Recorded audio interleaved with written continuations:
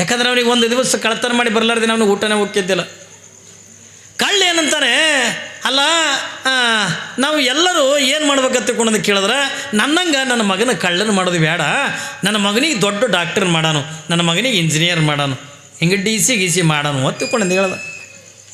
ಆಕೆ ಅಂದ್ಲು, ಇನ್ನು ಹೊಟ್ಟೆಗಿರ್ಲಕ್ಕಾಗೇನ ಗೊಟ್ಟೆಪ್ಪತ್ತು ಹೆಸರಿಟ್ಟಂಗೆ, ಪಾಪು ನಿನ್ನ ತಮ್ಮ ಬೇಕಾ ತಂಗಿ ಬೇಕಾ ಕೇಳ್ತಿರಲಿ ನೀವು, ಬಟ್ ಹಿಡಿದು ಕೇಳ್ತಾರಲ್ಲ, ತಮ್ಮ ಬೇಕಾ ತಂಗಿ ಬೇಕಾ, ಅದೇ ಇದ್ರ ಮಮ್ಮಿ ನನ್ನ ತಮ್ಮನೂ ಬೇಡ ತಂಗಿನೂ ಬೇಡ, ನನಗೊಂದು ನಾಯಿ ಕುನ್ನಿ ಬೇಕತ್ತದ.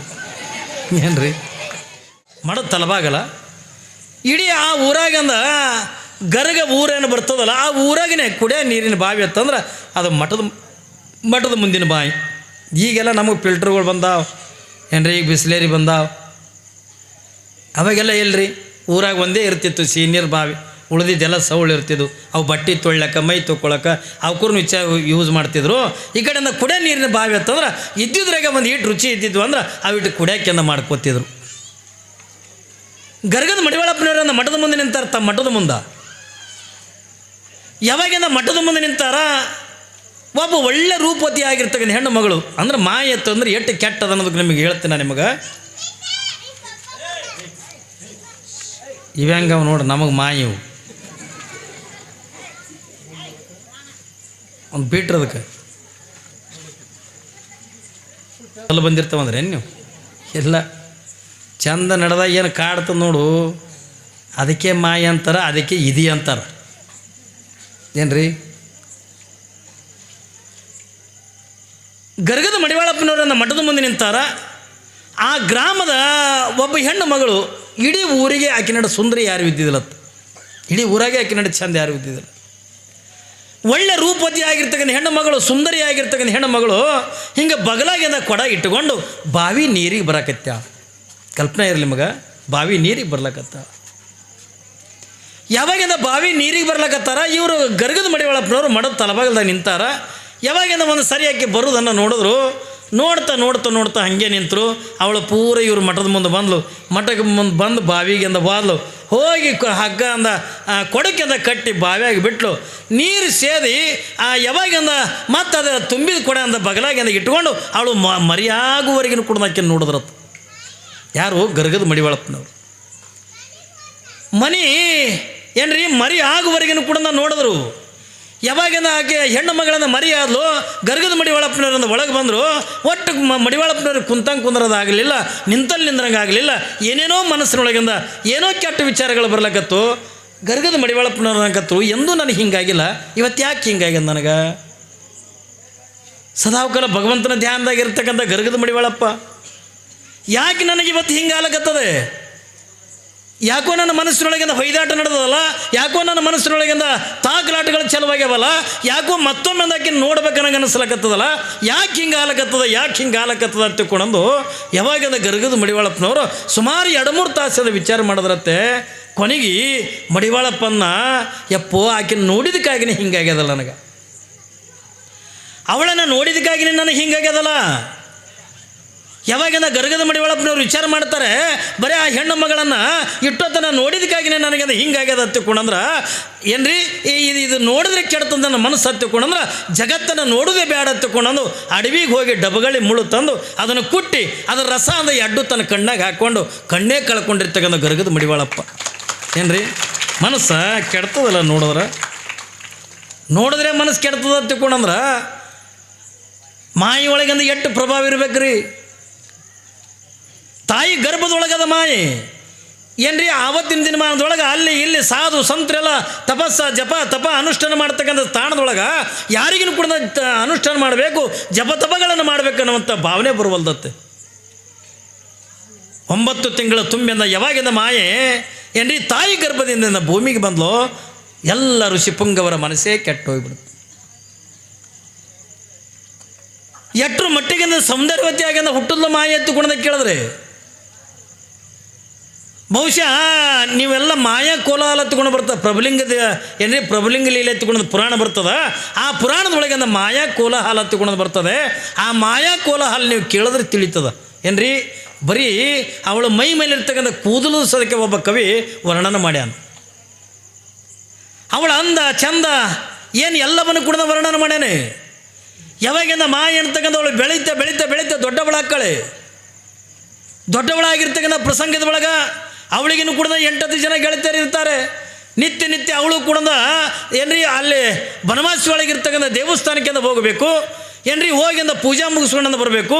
ಹೀಗೆಲ್ಲ ಮಾಡ್ತಾ ಇರ್ತಕ್ಕಂಥ ಪ್ರಸಂಗದ ಒಳಗೆ ಯಾವಾಗ ಒಂದು ದಿವಸ ಏನಕ್ಕದ ಹತ್ತುಕೊಂಡ ಕೇಳಿದ್ರೆ ಇವಳು ತನ್ನ ಬನವಾಸಿ ಒಳಗಿರ್ತಕ್ಕಂಥ ದೇವಸ್ಥಾನಕ್ಕೆ ಇವಳು ನಿತ್ಯ ಹೋಗುವಂಗಿಂದ ಪೂಜೆಕ್ಕಿಂದ ಹೋಗೋದ್ರೊಳಗೆ ಅಲ್ಲಿ ಪ್ರಭುದೇವರು ಮದ್ದಳೆ ಬಾರಿಸ್ತಿದ್ರು. ಕಲ್ಪನೆ ಇರಲಿ ಮಗ, ಆ ದೇವಸ್ಥಾನದಾಗಿಂದ ಕೂತ್ಕೊಂಡು ಅಲ್ಲಮ್ಮ ಪ್ರಭುದೇವರು ಮದ್ದಳೆಯನ್ನು ಬಾರಿಸ್ತಿದ್ರು. ಇವಳು ಬಂದಿರ್ತಕ್ಕಂಥ ಭೂಮಿಗೆ ಬಂದಿದ್ದು ಅದರ ಸಲುವಾಗಿ ಅದೇ ಪ್ರಭುದೇವರನ್ನು ಸೋಲಿಸುವ ಸಲುವಾಗಿ ಬಂದಾಳೆ. ಯಾವಾಗಿಂದ ಅರಿವಾಗಿಬಿಡ್ತು ತನಗೇನೆ, ಹೌದಲ್ಲ ನಾನು ಅಂದ ಸೋಲ್ಸಕ್ಕೆ ಬಂದಿದ್ದೆ ಯಾರ ಸಲುವಾಗಿ, ಯಾರಿಂದ ಇವನಿಗೆ ಅಂದ ಸೋಲ್ಸಕ್ಕೆ ಬಂದಿನಿ ಎತ್ತಿಕೊಂಡಂದಾಗ ಇವನ್ ನಾನು ಹುಡುಕೋದ್ರೊಳಗೆ ಇವನೇ ಸಿಕ್ಕನಲ್ಲ ಹತ್ತಿಕೊಂಡಂದು ಮನುಷ್ಯರೊಳಗಿಂದ ಮಾಯೆ ವಿಚಾರ ಮಾಡ್ತಾಳೆ. ಇವ ಪ್ರಭುದೇವ ತನ್ನಟ್ಟಿಗೆ ತಾನಿಂದ ಮದ್ದಳೆ ಅಂತಕ್ಕಂಥ ಬಾರಿಸ್ತಿದ್ದ. ಯಾವಾಗಿಂದ ಮದ್ದಳೆಯನ್ನು ಬಾರಿಸ್ಲಿಕ್ಕತ್ತ ಬಾರಿಸುವಂಥ ಪ್ರಸಂಗದ ಒಳಗೆ ಈ ಮಾಯೆ ಏನು ಮಾಡೋಕತ್ತಳು ಹತ್ತುಕೊಂಡು ಕೇಳಿದ್ರೆ ಅವ ಹೆಂಗೆಂಗಿಂದ ಮದ್ದಳೆ ಬಾರಿಸ್ತಾನೆ ಹಂಗೆ ಅದೇ ದೇವಸ್ಥಾನದೊಳಗೆ ನಾಟ್ಯವನ್ನು ಮಾಡೋಕತ್ಲು. ಇವಳು ರಾಜಕುಮಾರಿ ಅಲ್ರಿ. ನಿತ್ಯ ನಿತ್ಯ ಸಾವಿರ ಜನ ಆ ದೇವಸ್ಥಾನಕ್ಕೆ ಬರ್ತಿದ್ರು. ಒಂದು ಕಡೆಗೆ ಇವಳು ನಾಟ್ಯ ಮಾಡ್ತಾಳೆ, ಇನ್ನೊಂದು ಕಡೆಗೆ ಅಲ್ಲಮ್ಮ ಪ್ರಭುದೇವ ಮದ್ದಳೆಯನ್ನು ಬಾರಿಸ್ತಾನೆ. ಇವರ ತಾಳ ಮತ್ತು ಇವಳ ನಾಟ್ಯ ಇದನ್ನೆಲ್ಲವನ್ನು ಕೂಡ ನೋಡಿ ಇಡೀ ನಾಡಿನ ಜನತೆ ಒಂದು ಬೆರಗಾಗಿ ಬಿಟ್ಟಿತ್ತು. ಯಾವಾಗ ಕುಣಿದು ಕೊನೆಗೆ ನಾವು ಮದ್ದಳೆ ಬಾರಿಸೋ ನಿಲ್ಲಿಸಲಿಲ್ಲ, ಏನ್ರಿ ಈ ಕಡೆಯಿಂದ ಇವಳು ನಾಟ್ಯ ಮಾಡೋದು ನಿಲ್ಲಿಸಲಿಲ್ಲ. ಕುಣಿದು ಕೊನೆಗೆ ಸುಸ್ತಾಗಿ ಅಂದ ಮಾಯೆ ನೆಲಕ್ಕೆ ಬಿದ್ಲು.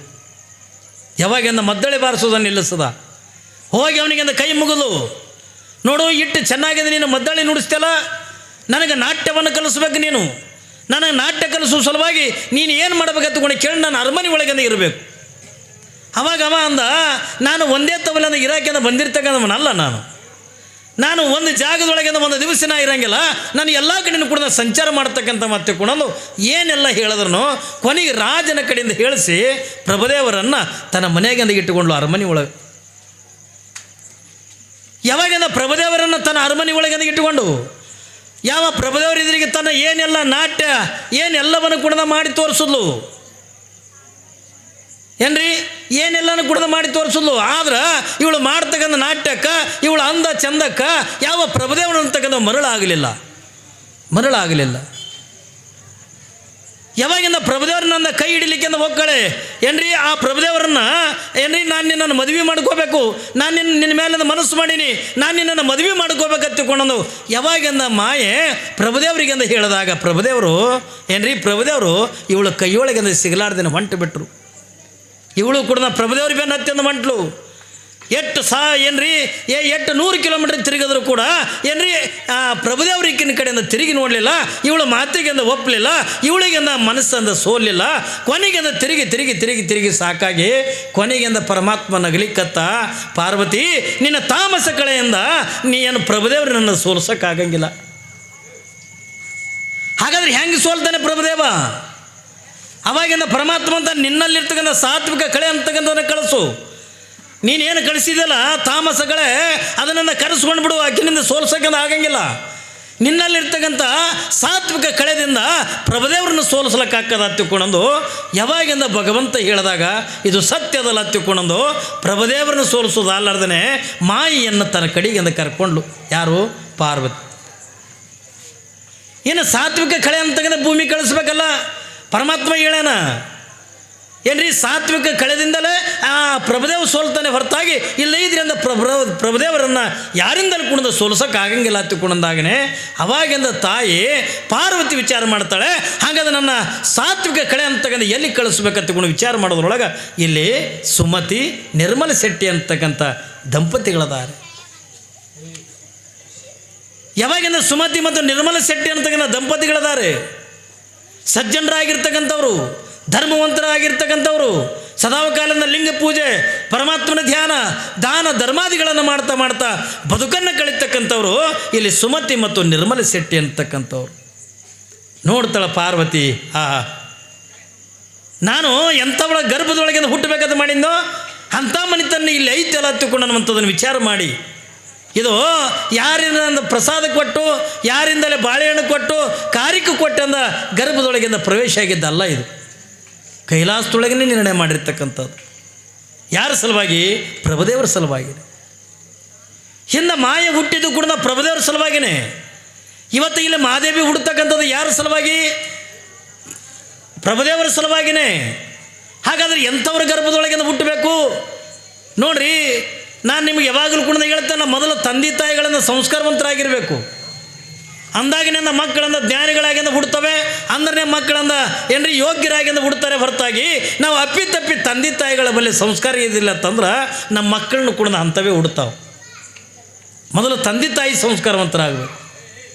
ನೀವು ಮೊದಲಂದ ಲಿಂಗ ದೀಕ್ಷೆ ಮಾಡ್ಕೋಬೇಕು. ನೀವು ಮೊದಲು ಭಗವಂತನ ಧ್ಯಾನ ಮಾಡ್ತಿರ್ಬೇಕು. ನೀವು ಹಣಿಮೆಗಂದ ವಿಭೂತಿ ಹಚ್ಕೋತಿರ್ಬೇಕು. ನೋಡಿ, ನೀವೆಲ್ಲ ಪುರಾಣಕ್ಕೆ ಬರ್ತಿರ್ತಾರೆ, ನಿಮ್ಮ ನೋಡಿ ಮಕ್ಕಳು ಕೂಡ ಪುರಾಣಕ್ಕೆ ಹೊಂಟವಲ್ಲ, ಮಕ್ಕಳು ಇದ್ರಿಗೆ ನೀವು ವಿಭೂತಿ ಹಚ್ಕೊಂಡಿರತ್ತಂದ್ರೆ ಮಕ್ಕಳನ್ನು ನಿಮ್ಮ ನೋಡಿ ಅಂದ್ರೆ ವಿಭೂತಿ ಹಚ್ಕೋತಾವೆ. ನೀವು ಮೊದಲಿಂದ ಧರ್ಮವಂತರಾಗಿ ಇರಬೇಕು. ತಂದೆ ತಾಯಿಗಳಿಗೆ ಮೊದಲು ಸಂಸ್ಕಾರ ಅಂತ ತೆಗೆದಬೇಕು. ನೀವು ಮಕ್ಕಳನ್ನ ಎಂಥ ಹುಟ್ಟಬೇಕಂತಕೊಂಡ್ರೆ ಅಂಥ ಮಕ್ಕಳನ್ನ ಹುಡ್ತಾವೆ. ಇಲ್ಲದೆ ಇದ್ರೆ ಯಾವನೋ ಒಬ್ಬ ಕಳ್ಳ, ದೊಡ್ಡ ಕಳ್ಳ, ಹೆಂಡತಿ 8 ತಿಂಗಳು ಗರ್ಭಿಣಿ ಇದ್ದು, ಹೆಂಡತಿಗೆ ಅನ್ನತ್ತ, ಏನ ನಮ್ಮ ಹೊಟ್ಯಾಗ ಗಂಡಸ ಮಗನೇ ಹುಡ್ತದ, ಇದು ಹುಟ್ಟೋದು ಬಳಕ ಏನ್ರಿ ನನ್ನಂಗೆ ಅಂದ ಕಳ್ಳನ ಮಾಡೋದು ಬೇಡ. ಹೆಂಡತಿಗೆ ಹೇಳಕತ್ತಿದ್ದ. ಯಾಕಂದ್ರೆ ಅವನಿಗೆ ಒಂದು ದಿವಸ ಕಳ್ತನ ಮಾಡಿ ಬರಲಾರ್ದೆ ಅವನಿಗೆ ಊಟನೇ ಹೋಗ್ತಿದ್ದಿಲ್ಲ. ಕಳ್ಳ ಏನಂತಾನೆ, ಅಲ್ಲ ನಾವು ಎಲ್ಲರೂ ಏನು ಮಾಡ್ಬೇಕಂತ ಕೇಳಿದ್ರೆ ನನ್ನಂಗೆ ನನ್ನ ಮಗನ ಕಳ್ಳನ ಮಾಡೋದು ಬೇಡ, ನನ್ನ ಮಗನಿಗೆ ದೊಡ್ಡ ಡಾಕ್ಟರ್ ಮಾಡಾನು, ನನ್ನ ಮಗನಿಗೆ ಇಂಜಿನಿಯರ್ ಮಾಡಾನು, ಹಿಂಗೆ DC ಗೀಸಿ ಮಾಡಾನು ಒತ್ತಿಕೊಂಡು ಹೇಳ್ದ. ಆಕೆ ಅಂದ್ಲು, ಇನ್ನು ಹೊಟ್ಟೆಗಿರ್ಲಕ್ಕಾಗೇನ ಗೊಟ್ಟೆಪ್ಪತ್ತು ಹೆಸರಿಟ್ಟಂಗೆ, ಇನ್ನು ಇದು ಗಂಡದು ಹೆಣ್ಣದು ಯಾರಿಗೆ ಗೊತ್ತು? ಇಲ್ಲರಿ ಅಯ್ಯೋ ಹೆಣ್ತಿಗಂತಾನೆ, ಇಲ್ಲ ಇದು ಗಂಡೆ ಹುಡ್ತು.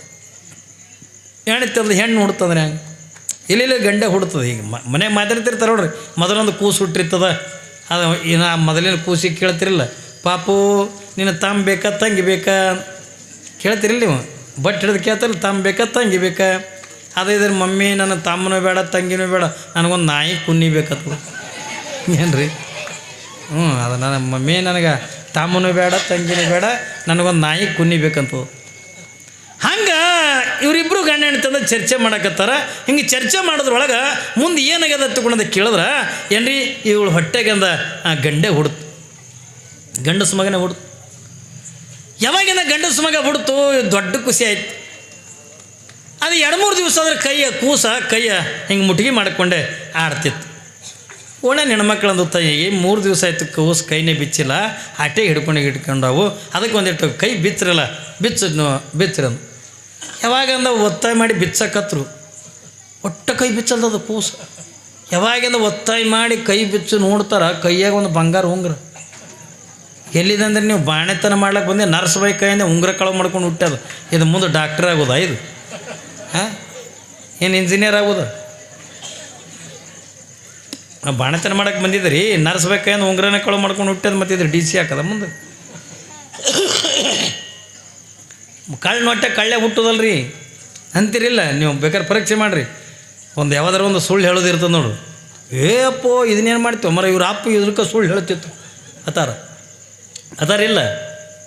ಯಾವುದಾರು ಒಂದು ಕಳ್ತನ ಮಾಡ್ತಿತ್ತು, ಇವ್ರ ಅಪ್ಪ ಇದ್ರಕ್ಕೆ ಕಳ್ತನ ಮಾಡೋದು, ಭಾಳ ಕಳ್ತನ ಮಾಡ್ತೀವಿ. ಕಳ್ಳನ ಹೊಟ್ಟೆ ಹುಲಿ ಹೊಟ್ಟೆಗೆ ಹುಲಿನೇ ಹುಡ್ತದ, ನಾಯಿ ಹೊಟ್ಟೆಗೆ ನಾಯಿನೇ ಹುಡ್ತದ. ಏನು ರೀ, ಕತ್ತಿ ಹೊಟ್ಟೆ ಹುಲಿ ಹುಟ್ಟಿದ್ದು ಕೇಳಿವೇನು? ಇಲ್ಲ. ಯಾಕೆ ಇದನ್ನಿಂದ ಹೇಳ್ತೇನೆ ಎತ್ತುಕೊಂಡು ಕೇಳಿದ್ರೆ, ನಾವು ತಂದೆ ತಾಯಿಗಳಿಂದ ಸಂಸ್ಕಾರವಂತರಾಗಿಂದ ಇದ್ದೀವಿ ಎತ್ತಿಕೊಂಡ್ರೆ ಮುಂದೆ ನಮ್ಮ ಹೊಟ್ಟೆಗೆ ಹುಡ್ತಕ್ಕಂಥ ಮಕ್ಕಳನ್ನು ಕೂಡ ಸಂಸ್ಕಾರವಂತರಾಗಿಂದ ಹುಡ್ತಾರೆ ನೋಡಿ.